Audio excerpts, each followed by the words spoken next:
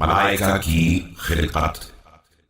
ثم فتق ما بين السماوات العلى فملأهن أطوارا من ملائكته منهم سجود لا يركعون وركوع لا ينتصبون وصافون لا يتزايلون ومسبحون لا يسأمون۔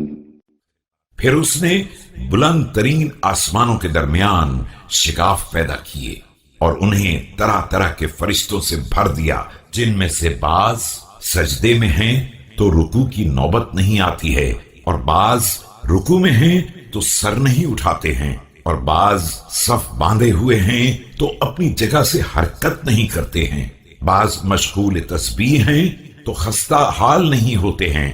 لا يغشاهم نوم العيون ولا سهو العقول ولا فترة الأبدان ولا غفلة النسيان ومنهم أمناء على وحيه وألسنة إلى رسله فمختلفون بقضائه وأمره۔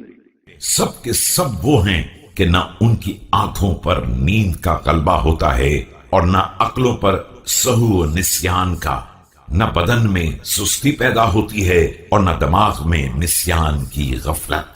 ان میں سے بعض کو وحی کا امین اور رسولوں کی طرف قدرت کی زبان بنایا گیا ہے، جو اس کے فیصلوں اور احکام کو برابر لاتے رہتے ہیں۔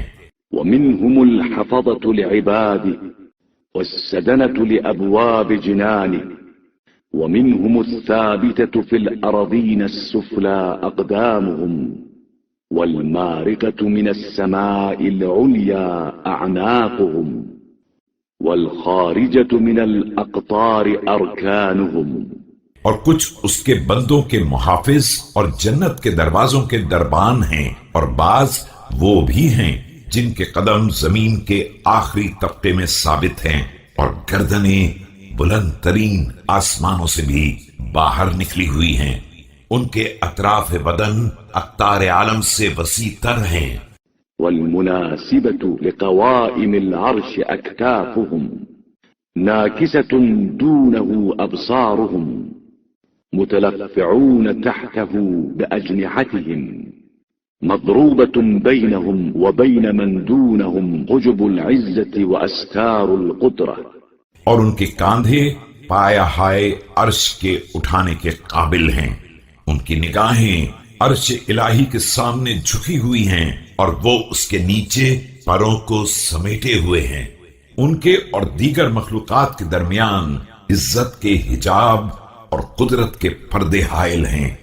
لا يتوهمون ربهم بالتصوير ولا يجرون عليه صفات المصنوعين ولا يحدونه بالأماكن ولا يشيرون إليه بالنظائر۔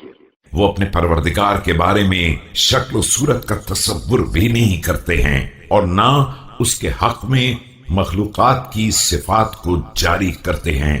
وہ نہ اسے مکان میں محدود کرتے ہیں اور نہ اس کی طرف اشباہ و نظائر سے اشارہ کرتے ہیں۔